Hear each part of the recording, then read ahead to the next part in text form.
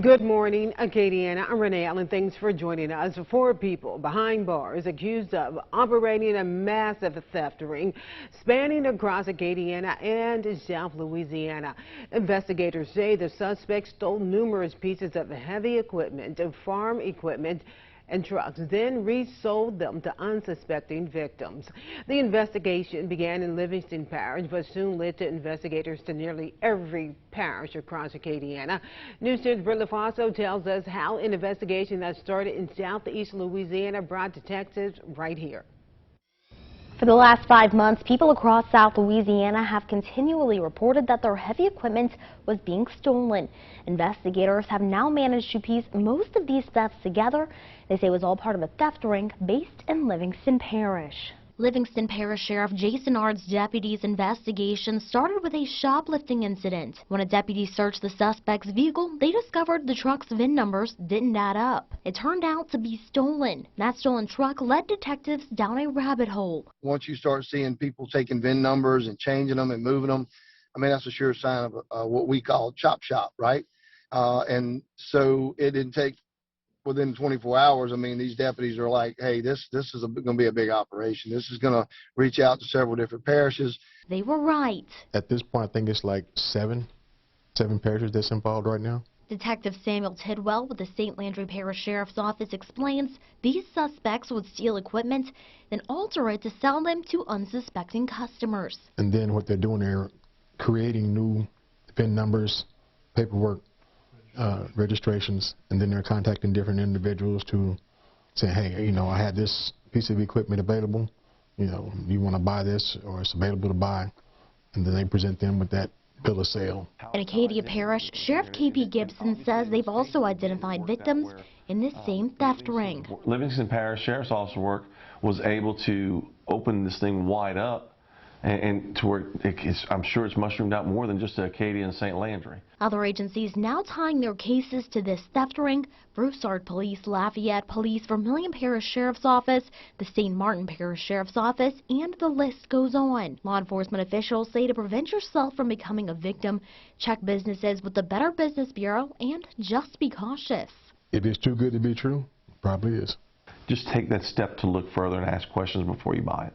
These agencies say they do believe more victims are out there who have unknowingly purchased stolen equipment from these people.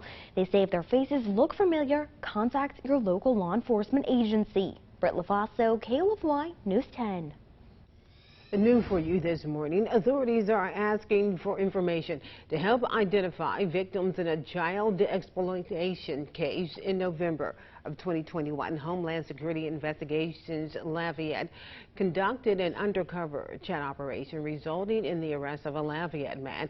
During the operation, HSI agents identified 26-year-old Taylor Simmons as being in possession of child pornography, including child sex abuse material he produced.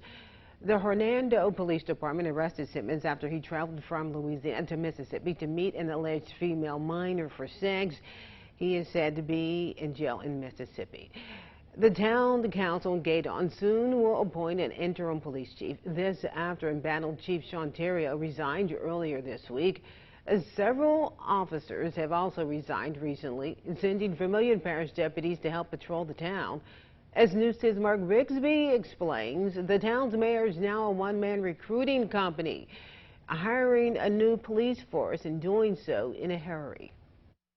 The police department here in the town of Gaydon currently has only 4 police officers on staff, so they are not at full strength. The police chief resigned just a few days ago. The mayor tells me his focus now is to rebuild the department. A couple weeks ago we had 3 full-time officers. One resigned, and then about a week ago another resigned, and then finally the last one resigned Tuesday evening, and then the chief resigned hour and a half after that. Police Chief Sean Terrio submitted his letter of resignation on Tuesday. He's under indictment for malfeasance in office stemming from an altercation at a local tire shop last year. Of course I was disappointed, and I think like anybody else, you're going to be disappointed, but at the end of the day, I have to remember, you know, it's not about me, it's not about the chief, it's not about the council, or it's about this town, it's about these people. Gueydan Mayor Jude Reese says he's been hiring new police officers to get his force back up to full strength. You know, small town, small budget, and it's hard to be competitive pay-wise and things of that nature. You know, and that's the same for every small community, be it a Gueydan or Erath or a Delcom or even a Kaplan. You know, it's tough because, I mean, it's budget. In the meantime, the Vermilion Parish Sheriff's Office is helping by providing law enforcement coverage for the town. In Gueydan, Mark Rigsby, KLFY News 10. And the Gueydan Town Council will have a special meeting to appoint the interim chief on Monday. The appointee will serve out the remainder of the term until the end of the year. The people of Gueydan will elect a new chief in November. We have an update on the multiple vehicle crash that happened Thursday night on I-10 westbound. According to law enforcement, 51-year-old Nathan Martin of Mississippi was drunk when he hit the front end of a fire truck. Alton Trahan with the Lafayette Fire Department says the fire truck was parked on the side of I-10 near the Louisiana Avenue exit while responding to another crash.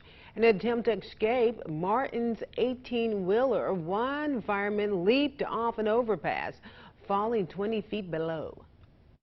I guess his reaction was to jump over because of things were flying. The fire truck was hit and pushed back. The 18-wheeler was going from one side to the other, as well as other vehicles on the road. Martin is being charged with failure to yield to an emergency vehicle open alcohol container. OWI, first offense and vehicular negligent injury. He's in the Lafayette Parish Jail with no bond set. There are a lot of jobs you cannot get unless you have a high school diploma or a GED, but you could be the mayor or police chief of Patterson, at least if you live there.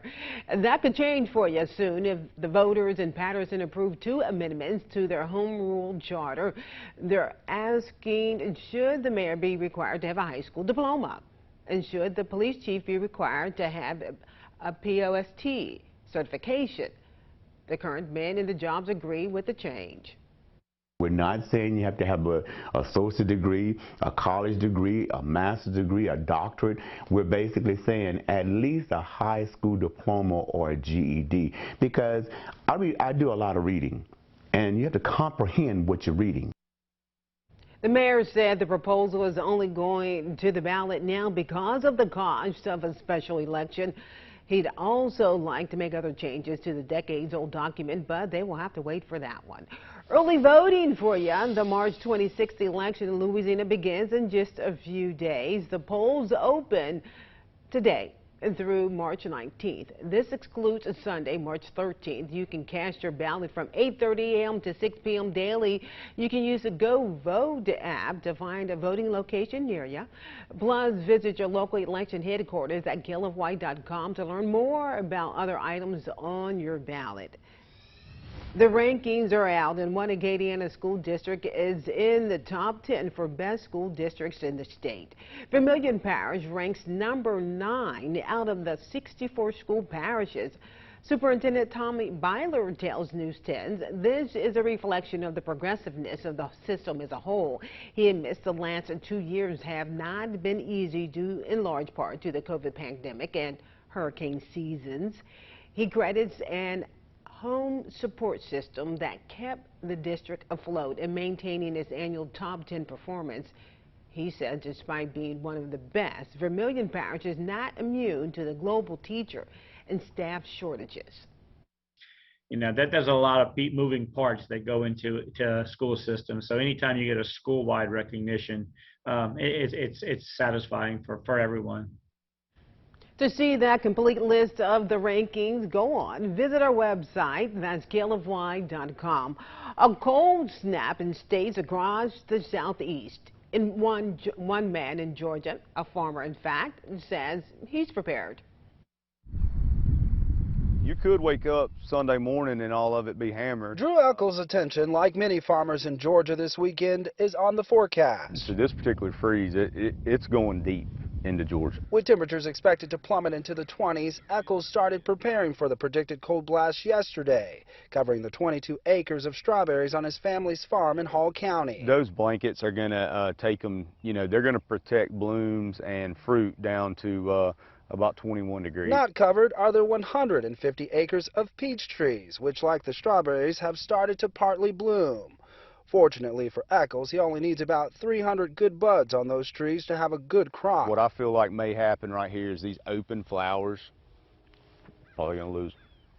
But there are around 1,000, 1,500 blooms on this 3-year-old tree. While he's hoping to avoid any surprises, Farther along than I thought. I didn't want to see that.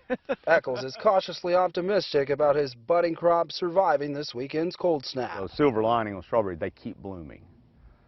They're constantly producing flowers from right now until July. Zach Summers, CBS 46 News. All right, that cold snap, and I guess we're just at the tip of the iceberg because we're feeling a little bit as well, but not to that extreme. Yeah, cold temperatures for it this morning. Let's take a look at these readings across the area. 35 in Lafayette, 35 in New Iberia, sitting at 34 in Lake Charles. And then you have to factor in the strong northerly winds. Winds were very, very gusty last night. Winds have calmed down somewhat, but that's pushing wind chills into the low to mid 20s for this morning, feeling like 26 in Lafayette, 23 in New Iberia, 22 in Opelousas. We have a freeze warning that is in effect for tonight, meaning that temperatures will most likely approach the freezing mark across most areas of Acadiana, especially along and north of I-10. Satellite radar, the clouds have cleared out now, and we'll see mostly sunny skies through today. We did see some snow as far south as, let's say, central parts of the state last night. Some snow flurries around central parts of the state. Alexandria points to the north, but that precipitation has now moved past the area, and I'm not expecting any more precipitation for today. Temperatures rising through the 30s and 40s and highs somewhere in the lower 50s. Future Track shows sunshine for this afternoon, clear skies for tonight, so that's why temperatures will be falling to near that freezing mark, because we'll have clear skies and winds will be dying down. And then for tomorrow, mostly sunny skies continuing. We're in the lower 50s this afternoon, falling back into the lower 30s for tonight, 31, 32 your low. And then for tomorrow, in the low to mid 60s. And I'm expecting a warming trend to start tomorrow and to continue through Monday and Tuesday. Northerly winds at around 10 to 20 miles per hour. So winds will still be gusty for this afternoon, but winds will be dying down for tonight. So with these strong winds, that's why we're still expecting wind chills to be in the 20s for this morning, and wind chills most likely hovering in the 40s throughout the afternoon. And if you have any plans this evening, wind chills will be falling into the 30s pretty quickly. So you definitely want to grab that jacket tonight if you are heading out for any Saturday night plans. Upper level pattern, we have a west-east flow across the region through today and through tomorrow. That's why we're expecting mostly sunny skies and quiet conditions for now. But here's our next storm system. It will begin to approach the area for Monday night and for Tuesday, and that increases atmospheric lift across the area, so rain chances look to be increasing again by Monday night and Tuesday. 53 your high today, sunshine, chilly, northeasterly winds at 10 to 20 miles per hour. 7-day forecast shows a freeze for tonight, lower 60s for tomorrow. Near 70 Monday, rain chances isolated Monday, but increasing especially Tuesday morning. Wednesday looks good, but then maybe more in the way of rain chances by Thursday and Friday. We could use some of this rainfall, so hopefully we get some with Tuesday's system. Little flurries in some places here, huh? Well, not here, mainly to the north of us, across central parts of the state and more towards I-20 for sure. Amazing.